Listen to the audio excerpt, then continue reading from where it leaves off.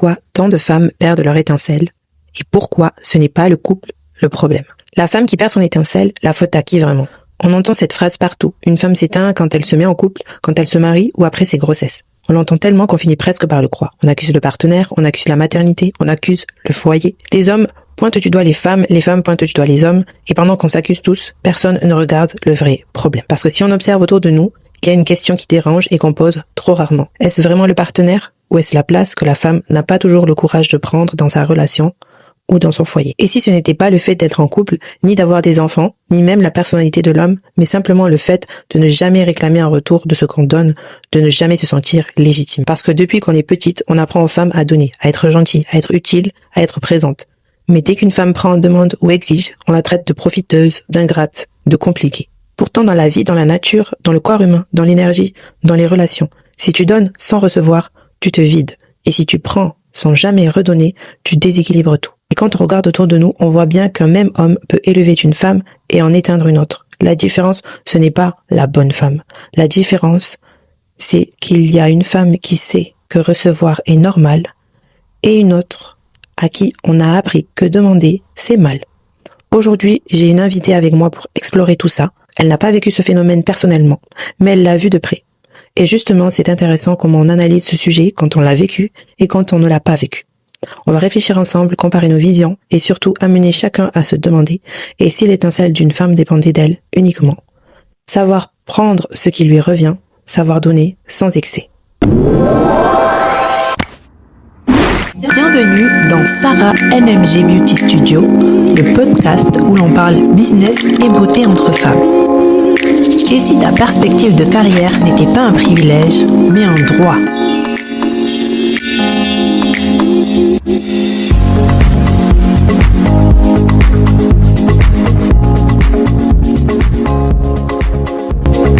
Bonjour à tous, moi Sarah, merci de m'inviter dans ton émission incroyable, quel honneur.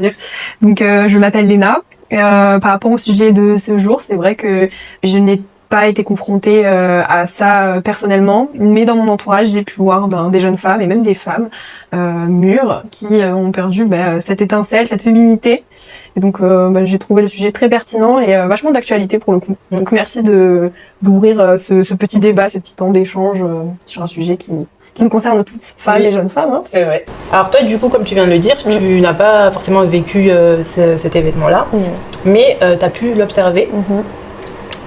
Du coup, qu'est-ce que ça a fait résonner en toi?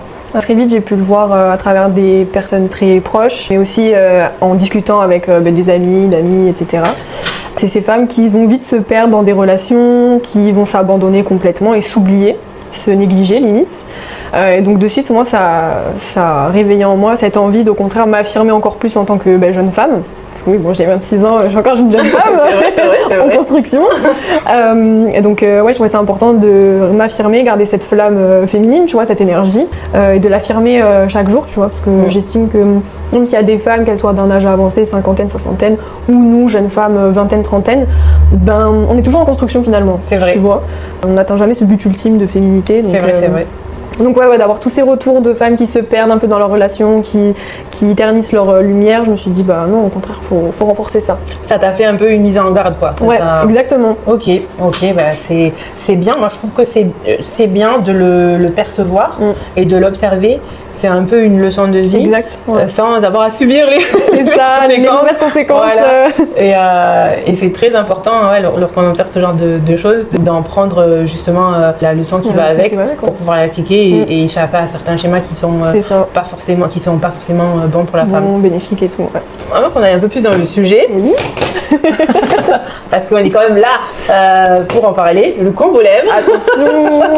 On a un petit combo lèvres à vous révéler dans cet épisode-là. Tu vas nous montrer ce que tu as ramené aujourd'hui. parce qu'on a fait le make-up, mais on n'a pas fait les lèvres. On n'a pas fait les lèvres, ça se voit. Et du coup, on va continuer l'interview. On va chacune faire notre combo lèvres et on présentera le combo après. D'accord. Très bien. On va aborder donc le premier point qui est pour moi très important, c'est le mythe du mauvais partenaire. Donc le mauvais partenaire, dans une relation en général où on va se sentir vidé parce qu'on est avec son partenaire, on aura toujours tendance à accuser le partenaire, donc dans ce qu'il fait, dans son rapport avec lui, ses habitudes, etc. On aura plus tendance à s'accuser l'un l'autre au lieu de regarder notre comportement en fait en général. Du coup, le fait d'avoir cette attitude-là, ça porte préjudice d'abord à soi-même et surtout au couple, parce qu'en général ça finit pas très bien. Le souci, en fait, c'est que, par exemple, dans un couple où on va dire que la relation est toxique, où l'homme se comporterait d'une façon que la femme n'apprécie pas, mal entre guillemets, on pourra observer dans certains cas que ce même homme va bien se comporter avec une femme, qu'on pourrait dire, on va rentrer dans le cas de l'homme qui a une maîtresse. Il va bien se comporter avec la maîtresse, lui donner tous ses caprices, la traiter comme une princesse, etc. Et se comporter comme un ogre avec sa femme qui pourtant lui a tout donné et aura passé peut-être des épreuves avec lui, etc. Et le souci, on verra que le comportement des deux femmes n'est pas le même. Donc en gros, moi je dirais que la différence n'est pas dans la valeur de la femme, mais dans ce qu'elle tolère ou dans ce qu'elle exige. Totalement.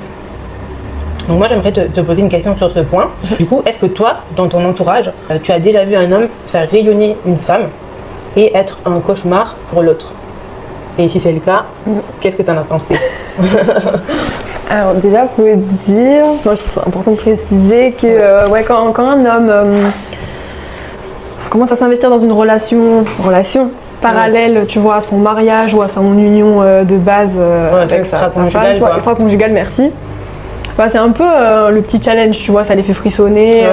Et en général, c'est des mecs qui, moi je dis des termes, c'est des mecs qui ont perdu ce petit frisson dans leur relation initiale. Et ils vont pas chercher au contraire à faire grandir leur relation de base, ils vont juste chercher le petit risque, le petit danger ailleurs. Alors que, pour ma part, je sais pas si tu me rejoins, tu me le diras, mais une relation initialement c'est deux partenaires qui sont ensemble, qui se tirent l'un l'autre vers le haut. Et t'apprends l'un de l'autre, tu te nourris, je sais pas, c'est une équipe quoi initialement. Mais c'est vrai qu'il y a souvent des hommes qui malheureusement tombent dans des travers qui moi, vraiment je suis très radicale là-dessus. Je dis non, c'est mort, la tromperie, tout ça, infidélité, non, si t'es pas bien quelque part, si t'es pas bien dans ton relation, soit t'essayes communication, t'essayes de relever les choses, ou tant pis, tu passes à autre chose, mais tu fais pas souffrir l'autre. Et c'est vrai que certaines femmes, lorsqu'elles ne découvrent pas, soit qu'elles ont un voile sur les yeux, elles vont pas forcément perdre peut-être cette étincelle, mais lorsqu'elles vont découvrir une infidélité, de suite ça va jouer sur leur confiance en elles, tu vois. Et ça a des répercussions souvent que tu as du mal à, à pallier. Tu vois, ces femmes, elles vont très vite perdre confiance en elles vont plus être elles-mêmes, elles vont perdre cette énergie qu'elles avaient peut-être auparavant. Et du coup, pour revenir sur la question, j'ai jamais été confrontée dans mon entourage, en tout cas, à ce type d'homme. Des échos, forcément, tu vois, de femmes qui profitent en fait de tout l'aspect positif d'une relation extra-conjugale, mais sans avoir les aspects, j'ai pas envie de dire négatifs, tu vois, c'est pas péjoratif, mais les aspects concrets d'un vrai couple, tu vois. Forcément, la maîtresse, comme tu le dis, elle va être couverte de cadeaux, tous ses caprices ils vont être entendus par l'homme, tandis que la femme, vraiment de l'homme qui est dans une relation extra-conjugale, elle va plus supporter les points négatifs et même l'homme peut se retourner contre elle et être énervé contre elle, tu vois. Des fois je trouve que c'est des comportements pas très compréhensibles, même de base c'est pas compréhensible, mais moi ça me fait mal au cœur quand je vois ça, tu vois, que l'homme aille chercher cet amour que la femme lui donne déjà, mais sous un autre aspect, tu vois. Je sais pas si j'ai vraiment répondu à la question. Si. Après, si tu l'as pas observé, moi c'est vrai que moi non plus je l'ai pas forcément observé. Heureusement, mais c'est vrai que quand tu vois tout ce qui est dans les célébrités, etc. Oui, tu peux l'observer. Et c'est vrai qu'il y a toujours ce schéma-là où la femme va jouer un certain rôle et la maîtresse un autre rôle qui est entre guillemets un peu plus cool que celui de la femme, plus libérateur pour l'homme peut-être. Voilà. Et elle se comporte pas forcément mieux avec cet homme-là, mais elle va se faire vraiment traiter comme un bijou, comparé au traitement que l'homme va fournir à la femme. La maîtresse, elle va pas faire tous les compromis que la femme va faire. Et donc c'est là où on en revient à que c'est vraiment le comportement de la personne elle-même, que ce soit homme ou femme. Ça peut être un cas où ce soit la femme qui trompe l'homme. Ça c'est déjà observé. Oui, ça existe. Mais en général, voilà, dans le couple, en général, plus en général, c'est la femme qui fait le plus de compromis, qui se biaise le plus, qui fait le plus de sacrifices dans son couple, surtout lorsqu'il y a des engagements et des enfants qui arrivent par la suite. Et en général, c'est elle qui perd son étincelle parce que justement, elle va de jour en jour se diminuer et s'écarter de ce qu'elle veut réellement. Tandis que la maîtresse, non, elle a pas tout ça à faire. C'est la relation qu'elle a en plus, c'est un plus dans sa vie et c'est pas un compromis en sorte. Elle n'a pas l'engagement que ça. Exactement, elle n'a pas à faire de compromis en soi dans les cas en général et c'est pour ça que quand il y a ce type de situation, c'est pour ça qu'en général, on observe ce schéma-là où l'homme va traiter comme un bijou la maîtresse et déverser tout son caca. C'est bien beau dire. Voilà. Donc moi, j'en reviens toujours à ça. Et c'est vrai que ça peut paraître dur, tu vois, parce que ça appelle à la femme à se responsabiliser. Ça ne veut pas dire que, si ton partenaire te traite comme une merde, c'est ta faute. Non, c'est pas pour dire ça dans ce sens-là, mais c'est plutôt pour dire que, la personne que vous avez en face, que ce soit votre mari ou un collègue ou peu importe, elle ne dépassera pas les limites que vous imposez, d'accord ? Et le fait que vous négligez, qu'on peut négliger nos envies, nos objectifs de vie, notre parcours aussi professionnel, tout ça, ça fait que tu te dévies de ce que toi et tes valeurs, et c'est une forme un peu de trahison envers soi-même. Et alors, si toi-même tu es capable de te trahir dans tes choix de vie et tes ambitions, la personne que tu auras en face, elle va aller dans le même sens, tu vois. Et voilà. C'est ça qu'on a tendance à entendre ça, l'homme qui va justifier en gros son infidélité en disant oui mais je suis allée voir ailleurs parce que tu te négliges, t'es plus la femme que j'ai connue au début d'une relation. Et souvent ça arrive aussi dans des couples qui ont des enfants malheureusement, en disant mais tu t'occupes trop des enfants, tu m'oublies, tu me mets sur le côté. Et je trouve que c'est trop facile, tu vois. C'est facile, mais il y a une part de vérité. C'est facile parce qu'avant qu'on en arrive là, en général, l'homme, il se désiste un peu sur son rôle qu'il a joué dans le sein de son foyer. Donc, il doit apporter contribution à tout ce qui est l'organisation et tout ça. Et c'est vrai que quand la femme, en général, elle est débordée avec toutes les choses qu'on lui a un peu imposées par ce qui est la société, la culture, etc. Si tu te laisses déborder, il y a forcément un côté où tu vas négliger. C'est ça. Tu as des femmes que non, elles vont se prioriser dans tout. Et tu as d'autres que elles vont se négliger au détriment de sa famille et de ses enfants. Et c'est là que peut arriver le problème si l'homme il n'est pas compréhensible et s'il ne joue pas son rôle. Donc il y a un peu de vrai dans ça. Moi je suis un peu d'accord que c'est vrai que la femme, mais voilà. Ça excuse pas tout. Ça excuse pas tout. Si toi aussi de ton côté tu mets pas l'effort. Exactement. La femme qui ne reçoit pas, en règle générale, c'est celle qui ne réclame pas. Pas forcément réclamer comme ça, et moi aussi, mais le fait d'exiger un certain retour de son partenaire. Des fois, c'est vrai qu'on n'est pas très à l'aise, selon aussi le milieu social dans lequel tu as grandi, que ce soit culturel ou même dans la famille ou même dans la société actuelle. L'éducation. En fait, on a la plupart du temps le rôle des femmes qui consiste à donner jusqu'à épuisement. Que ce soit en temps, en énergie, en charge mentale, en disponibilité, gérer le côté émotionnel du mari, des enfants, etc. Et en retour, c'est vrai qu'on a ce souci-là où la femme, dès qu'elle va demander ou exiger quelque chose, je sais pas moi, que ce soit exiger que le partenaire et même avant même de se marier, ait tel statut dans sa vie, genre qu'il soit posé, qu'il a un certain travail, un certain statut, une certaine situation, on va de suite cataloguer la femme de profiteuse, de qu'elle va calculer, mais donc même le fait d'exiger certains points ou de réclamer que le partenaire s'investisse dans le couple ou avec les enfants, etc., on va d'instinct dire, bah non, le rôle de s'occuper des enfants, c'est avec la mère. Tu vas dans les salles d'attente chez les pédiatres, c'est rare, c'est très rare que tu vois le papa tout seul avec le bébé. Exactement. Tu peux voir un couple avec le bébé, une maman avec le bébé, mais en général, quand la crèche appelle, ils appellent même d'instinct la maman pour qu'elle vienne chercher le bébé. Donc, c'est des choses qu'on impose à la femme et que c'est vrai que la femme, elle a dans son instinct maternel, mais je trouve que les choses que la femme aurait tendance à exiger de l'homme, c'est comme si on lui dit en général, si tu demandes ça, voilà, t'es ceci, t'es cela. On a plus tendance à la culpabiliser. Donc du coup, on se retrouve en général dans des couples où la femme va faire tout ce dont on l'a imposé, tout ce qu'on lui a imposé, mais elle aura du mal à demander et exiger la part de l'homme. Donc si l'homme, il n'est pas droit dans ses bottes et il le fait d'emblée, la femme, elle n'exigera pas. Et c'est là où on obtient un déséquilibre et que ça peut devenir un peu le problème qui fait qu'on va être dans une relation toxique. Voilà, qu'on va dire que c'est toxique. Du coup, c'est là où le système nerveux de la femme, il va être en panique totale parce que elle va être submergée. Et c'est là qu'on observe que la femme a perdu son étincelle, entre guillemets, parce qu'elle va être épuisée, elle va être absorbée, et le fait qu'il n'y ait pas le retour de l'homme, ça va déclencher la perte de son étincelle, justement, dont on parlait. C'est surtout le conditionnement de la femme qui fait que quand la femme va donner, quand la femme va faire tout, nanana, sans problème, ça va être la bonne femme, ça va être tout ce qui la femme mariable. Voilà. C'est ça qui va être le signe de qualité de la femme. Exact. Et lorsque elle va recevoir, même des fois, le fait que la femme reçoit, que son mari lui donne ou qu'elle reçoit, c'est aussi des fois mal perçu. Genre si tu as un homme qui va être très à la maison chez lui, à aider sa femme sur le ménage, avec les enfants et tout, ça va être un peu considéré comme pas normal, quoi. Ouais, c'est ça. Ça va être considéré comme quelque chose d'extraordinaire, alors qu'en soi, ça n'allait pas du tout. Ça allait pas du tout.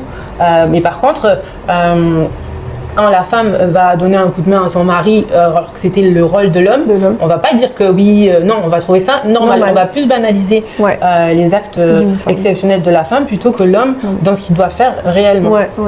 Je suis d'accord avec toi. Alors, du coup, il y a une question que j'aimerais te poser.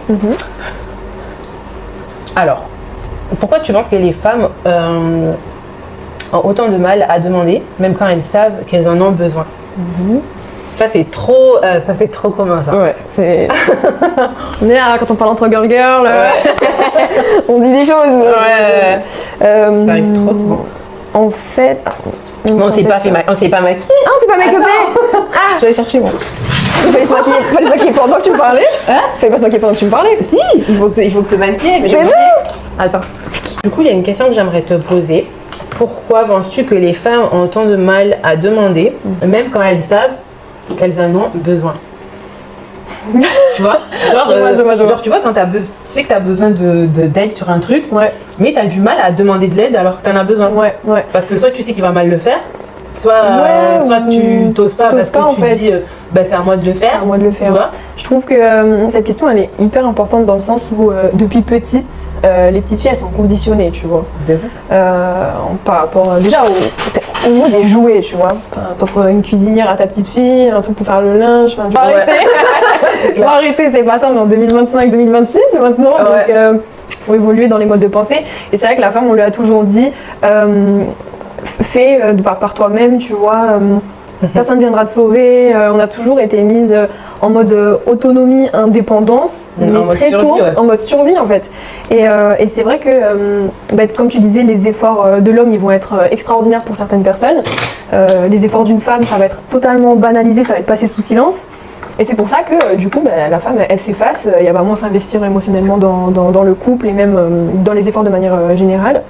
Et que du coup, elle va même plus demander parce que, en fait, peut-être aussi ce sentiment d'être exclu par rapport aux ovations qu'un homme peut recevoir, tu vois, sur des petits gestes du quotidien qu'il va faire qui pour elle sont banals.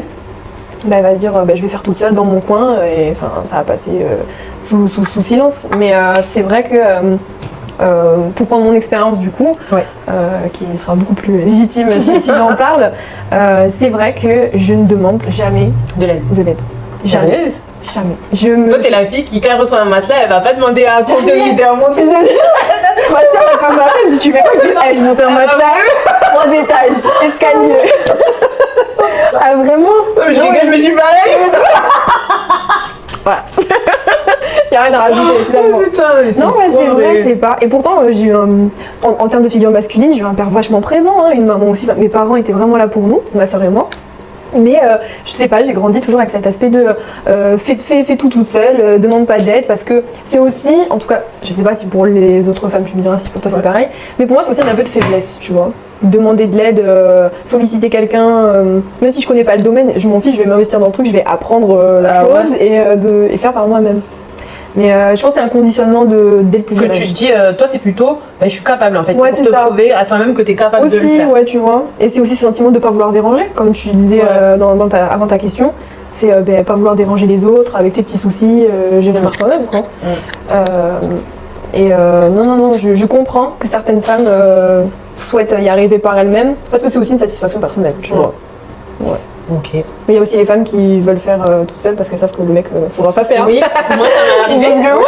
Moi ça m'est arrivé. Mais pas que forcément dans le couple.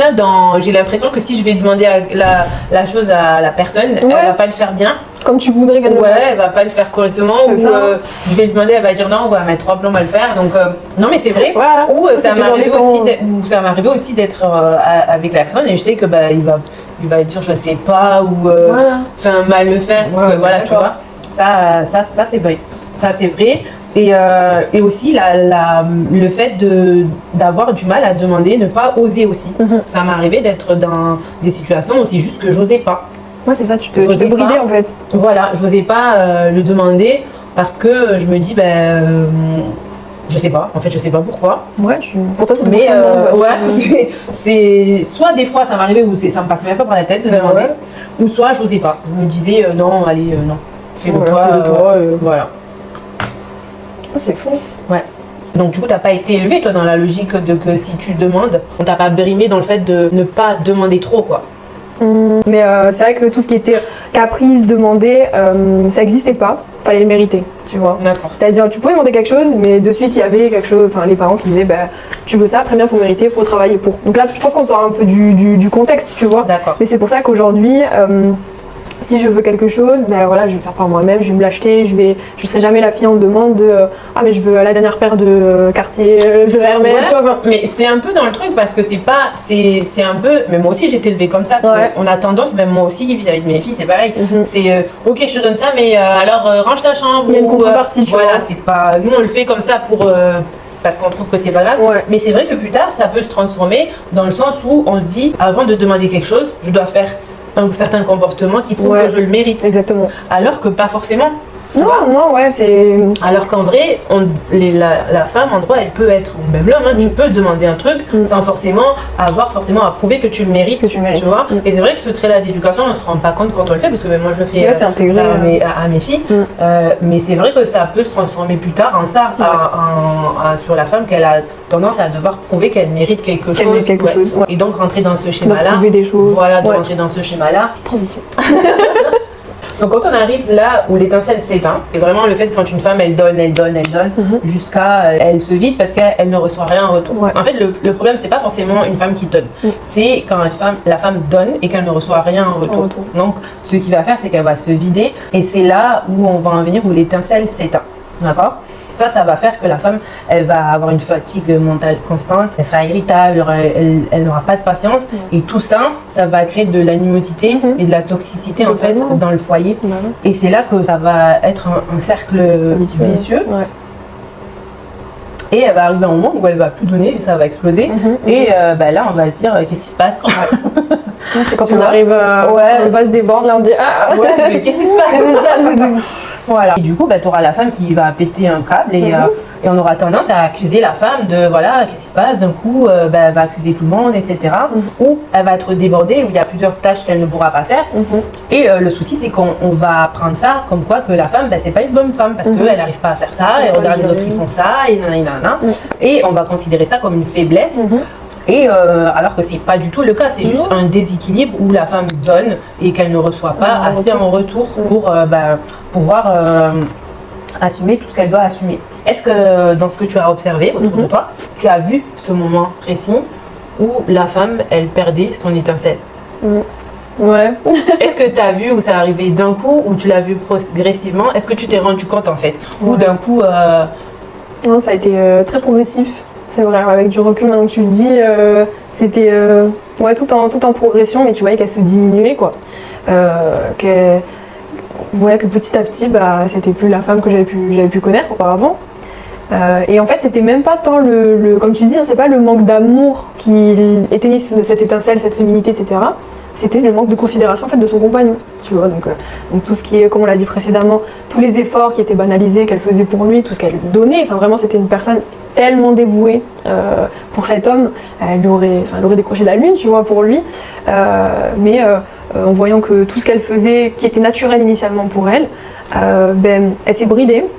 Et en se bridant, elle s'est perdue elle-même, tu vois, elle a perdu la personne qu'elle était. Et au fur et à mesure, j'avais l'impression limite qu'elle dépérissait de l'intérieur, tu vois, et c'est trop triste parce que tu te dis, mais cette personne qui était si lumineuse auparavant, elle commence à s'obscurcir et limite à avoir pas de la haine, mais avoir une colère noire, tu vois, qui commence à se former, comme un aspect un peu revanchard, tu vois, envers la personne qu'elle est censée aimer, tu vois. Des fois, ça peut être réglé par de la communication, mais par moments, même la communication ne permet pas ça parce que elle s'est tellement bridée à dire, peut-être que demain il verra tout ce que je fais pour lui, que en fait, elle attend, plus elle se bouffe et elle se perd, quoi. Et quand tu vois ça, tu te dis mais c'est irrécupérable. Alors certaines femmes c'est irrécupérable et elles se perdent à jamais, et d'autres elles arrivent à remonter la pente, tu vois, mais c'est un travail de longue haleine, quoi. En fait, moi j'imagine que plus tu es resté dans ce cercle vicieux, c'est un peu comme la dépression, plus tu es resté dans la dépression ou dans une maladie, ou une maladie même physique, plus c'est difficile de s'en sortir.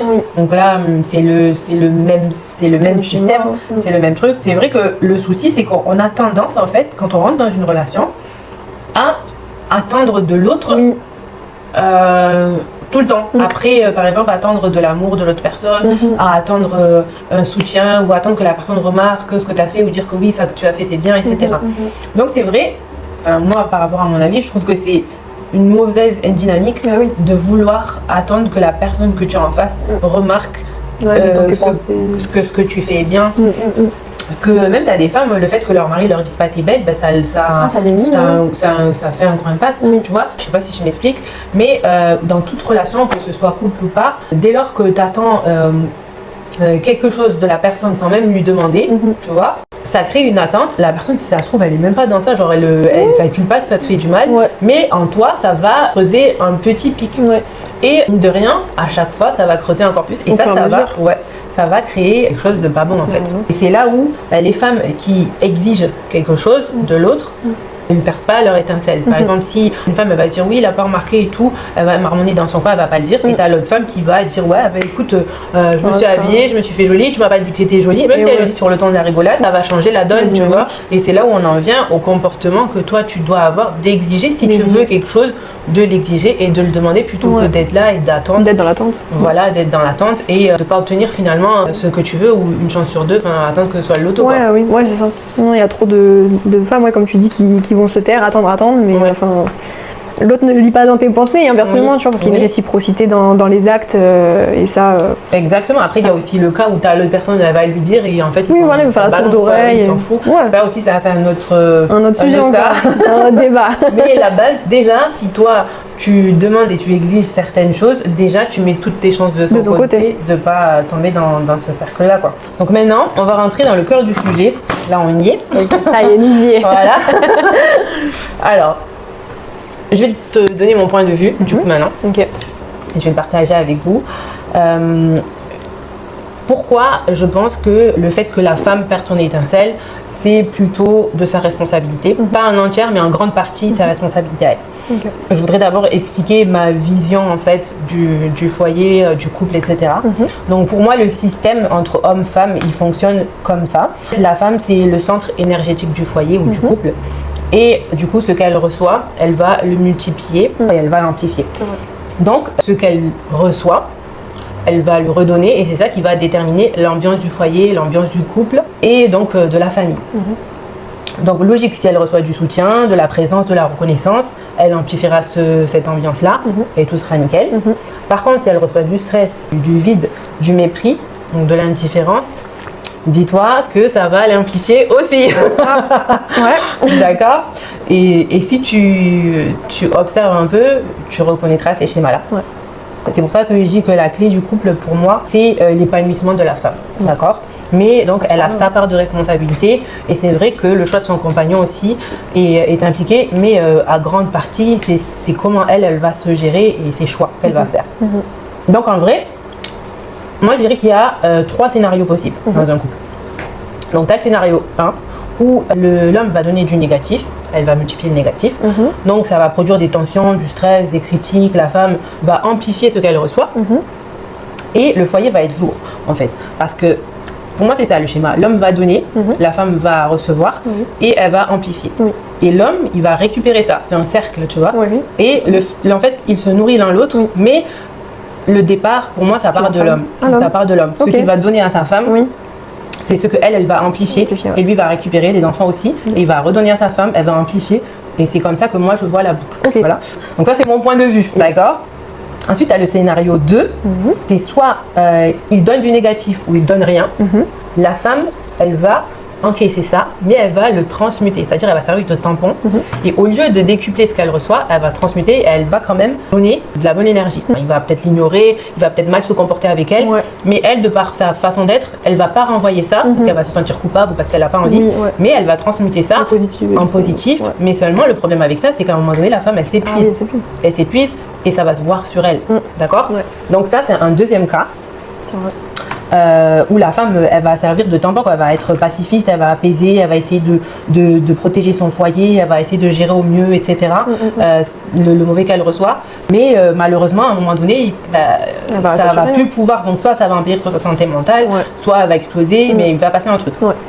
Et puis, tu as le troisième scénario. L'homme, il va donner du positif et la femme, du coup, elle va multiplier ce positif-là. Et là, tu vas voir que le couple, mis à part, tout le monde a des petits soucis, mais l'ensemble, l'ambiance globale du couple, ça va être, tu vas voir qu'ils vont se soutenir, qu'ils vont avoir une bonne vibe. Enfin, la femme va être rayonnante, l'énergie du couple, tu vas voir qu'elle va être vraiment clean, tu vois. Et voilà, donc pour moi, il y a ces 3 scénarios-là. Le souci, c'est que pour tomber dans le bon scénario, le 3, voilà, c'est pas la flou-flou. Non. C'est pas la flou-flou, c'est trop facile.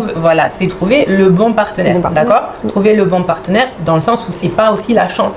Trouver le bon partenaire, ça, c'est juste mettre les choses au clair. Dès que tu entames une relation, savoir où toi est ta place en tant que toi, en tant qu'épouse ou époux, savoir ce que tu veux, être capable d'exiger ce que tu veux sans te sentir coupable. Pas demander des montagnes, des trucs comme ça, tu vois, mais savoir ce que tu veux et ne pas avoir peur de demander ce que tu veux et savoir exiger et fixer tes limites. C'est un peu ça, trouver le bon partenaire, parce que pour moi, de toute façon, je sais pas comment tu le vois toi, mais dans un couple, c'est pas tu vas vivre quelque chose de linéaire, il y a forcément des hauts et des bas, parce que quand tu rentres dans une relation, tu es censé évoluer et la relation, enfin ton couple et ton foyer, c'est plus un reflet de tes problèmes entre guillemets, tu vois, que le couple va faire ressortir et être suffisamment adulte pour être à deux et savoir avancer avec ça et les dépasser, quoi.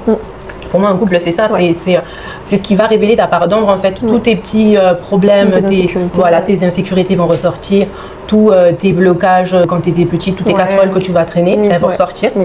Et l'intelligence du couple, là, c'est de savoir reconnaître ces moments-là, pas dire que la personne est là à te faire du mal pour du mal, et être assez, prendre assez de recul pour pouvoir gérer chacun. Si l'autre a besoin d'aide, l'aider à régler ça. Mais toujours rester dans cette constance-là que voilà, mes limites, c'est ça, et ce que j'exige, c'est ça. Et finalement, à tomber sur le bon scénario, c'est aussi ça, tu vois. C'est pas juste de la chance. C'est savoir prendre sa place, savoir que quand tu es dans une relation, même que ce soit amicale ou quoi, il y a des choses qui sont là pour être mises sur la table et pour être réglées. Et voilà. Je sais pas ce que tu en penses. Mais par rapport à ça, c'est vrai que oui, il faut être. Il y a beaucoup de femmes qui, d'autant plus aujourd'hui, sont vachement ambitieuses, tu vois, au niveau carrière, professionnelle, même au niveau personnel. Mais ça fait peur aux hommes. Oui, ça fait peur, tu vois. Donc quand tu arrives, tu poses sur la table, je veux ça, mes limites, etc. Malheureusement, certains gars qui vont être plus ou moins immatures, c'est pas péjoratif, mais bon, qui vont être immatures, ça va leur faire peur, ils vont vite partir. Et c'est vrai qu'une femme qui s'affirme trop, inquiète les hommes parce que il y a toujours encore une conscience, tu vois, que je dirais quand même archaïque, parce qu'on est quand même au 21e siècle, tout ça, où on dit que non, la femme, faut qu'elle continue à se taire, qu'elle s'écrase face à l'homme, enfin tout ce qu'on disait, tu vois. Tout ce qu'elle fasse soit banalisé, etc. Alors que non, on est dans une ère, je trouve, où la femme, elle prend sa place, comme tu as dit, et c'est hyper important, qu'elle s'autonomise, qu'elle devienne indépendante, mais qu'elle arrive à lier en fait cette une nouvelle énergie qu'elle découvre, parce qu'en vrai, là, on est une génération, là, on découvre un peu cet aspect-là de notre féminité, que certaines de nos mamans, je sais que la mienne me l'a transmis, mais je sais que d'autres mamans l'ont pas forcément transmis, parce qu'elles sont restées dans un schéma très traditionnel. Je sais pas si c'est ton cas, mais je trouve que t'es très indépendante, girl boss lady, finalement. Mais des fois, tu sais, c'est pas forcément que tu le veux, mais des fois, c'est que t'as pas le choix. T'as pas le choix, et c'est comme ça, tu vois. Mais après, je pense que la femme, comme tu dis, d'aujourd'hui, et même avant, culturellement, même dans toutes les cultures, elle avait, moi je parle pour moi, la femme avait une place très très importante. Après, c'est vrai que il y a certaines traditions qui sont venues, qui ont été, voilà, par l'histoire, etc., qui sont venues imposer certaines règles et qui sont venues casser la femme, tu vois. Oui, totalement. Et, mais avant, dans les traditions et les cultures d'avant, comme je te parle ça comme ça rapide, mais la femme avait une place très très forte et très importante parce que justement, on connaissait l'importance de bien traiter la femme et de ce qu'il en coûtait de la casser dans son être intérieur et ce que ça allait impliquer, tu vois. En général, on dit comme ça quand on veut détruire une civilisation ou un peuple, on va détruire la femme.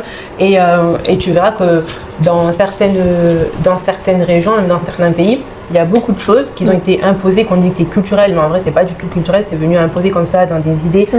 Et certains hommes ont perpétué parce que ça les arrangeait.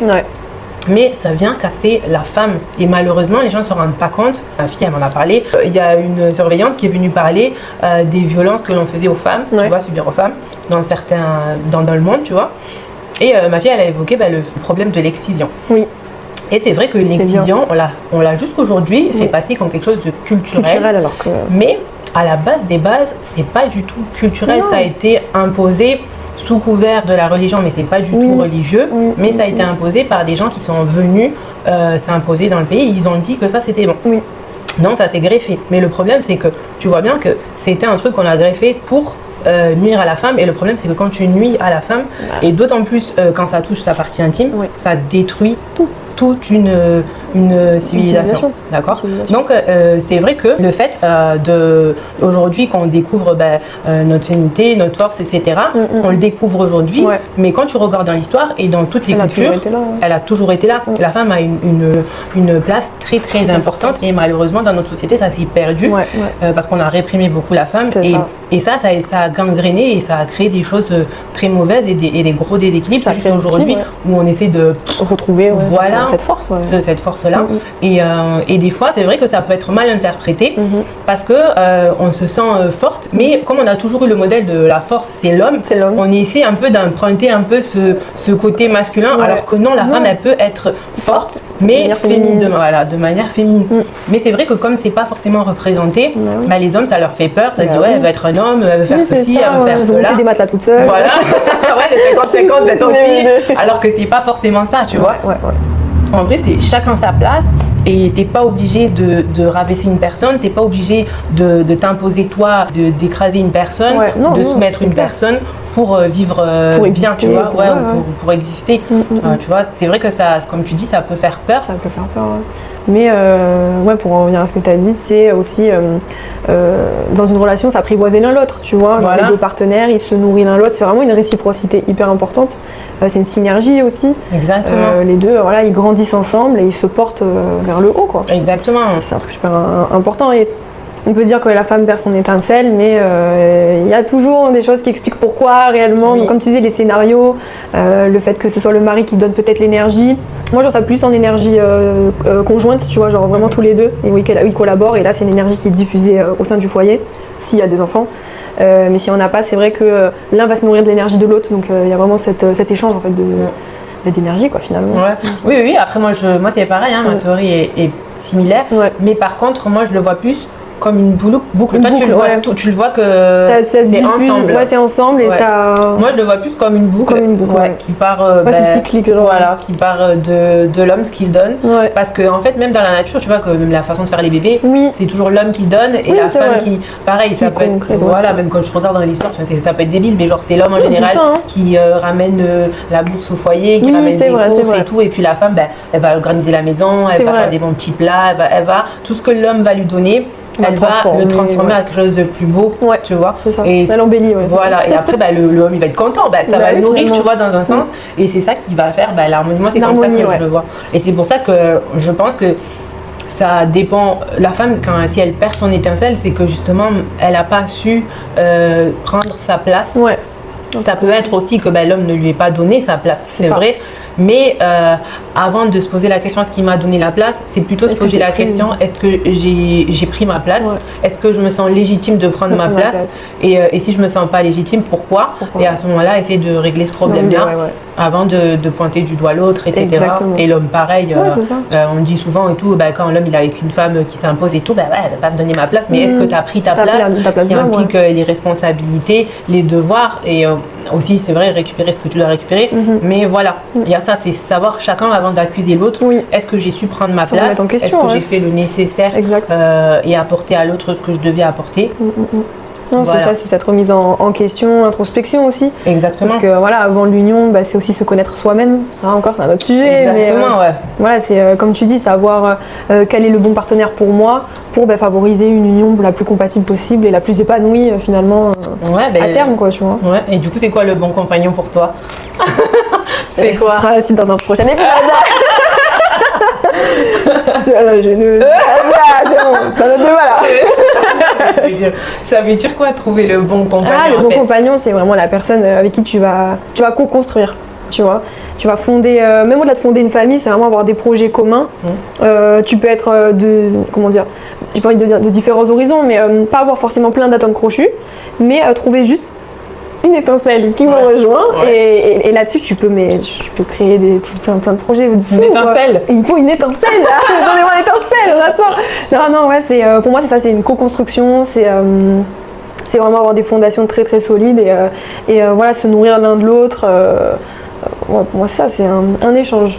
C'est vraiment le terme, c'est un échange et du respect et beaucoup d'écoute aussi, de communication, tu vois. C'est vrai. Et toi, je pense qu'on a fait le tour de la question. Et il est temps de parler des Combolips.